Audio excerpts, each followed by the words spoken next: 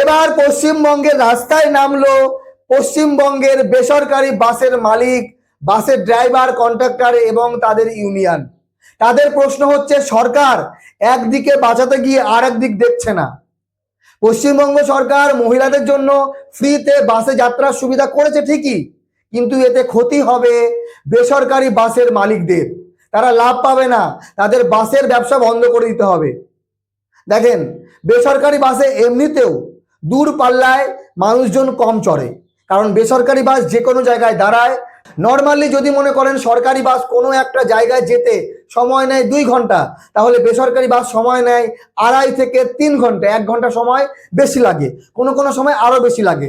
তো সবাই চেষ্টা করে সরকারি বাসে যাওয়ার জন্য। তারপরে যখন মহিলাদের সরকারি বাস ফ্রি, তাহলে সেই মহিলার সঙ্গে যে পুরুষ, সেও তো সরকারি বাসে যাবে, বেসরকারি বাসে যাবে কে?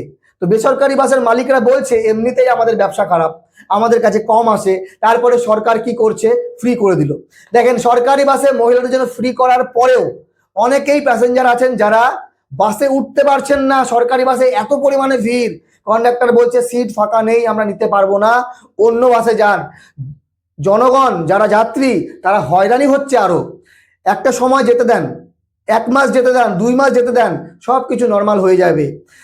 এই গরমের ভেতরে সরকারি বাসে ঠাসাঠাসি ভিড়, যেখানে দাঁড়াতে পারছে না, সেখানে কয়জন যাবে সাহস করে? সবাই মনে করবে না ভাই বেসরকারি বাসেই যাই টাকা দিয়ে। এইবার একটি দৃশ্য সামনে এসেছে যেখানে সরকারি এবং বেসরকারি বাস গুলিয়ে যাবে। এই যে দেখতে পাচ্ছেন ভিডিও, এই বাসটি হচ্ছে বেসরকারি বাস। আমাদের এই রুটে উত্তরবঙ্গ হোক বলেন, দক্ষিণবঙ্গ বলেন, সব জায়গায় এই রকম বেসরকারি বাসের রং করা আছে, নীল সাদা, যেমনটা সরকারি বাসে হয়, এবং সামনে ওই রকমই লেখা NBSTC, SBSTC, পুরোটা সব থাকে, কিন্তু টিসির পরে TG, TB, TLI, TL, TM এইরকম লেখা থাকে। তো দূর থেকে যদি আপনি দেখেন সরকারি বাস এবং বেসরকারি বাস, বুঝতেই পারবেন না কোনটা সরকারি কোনটা বেসরকারি, যদি পড়াশুনো না জানেন, যদি ভালো করে না দেখেন। তো এটা নিয়ে চলছে আন্দোলন। তো আপনাদের মতামত জানাবেন। শুনুন কি বলছে বেসরকারি বাসের মালিক, তাদের সংগঠন, তারা কি সার্ভাইভ করতে পারবে? যদি মহিলারা শুধুমাত্র ফ্রিতে যাওয়ার জন্য সরকারি বাসে চাপে, তাহলে বেসরকারি বাস ফাঁকা থাকবে।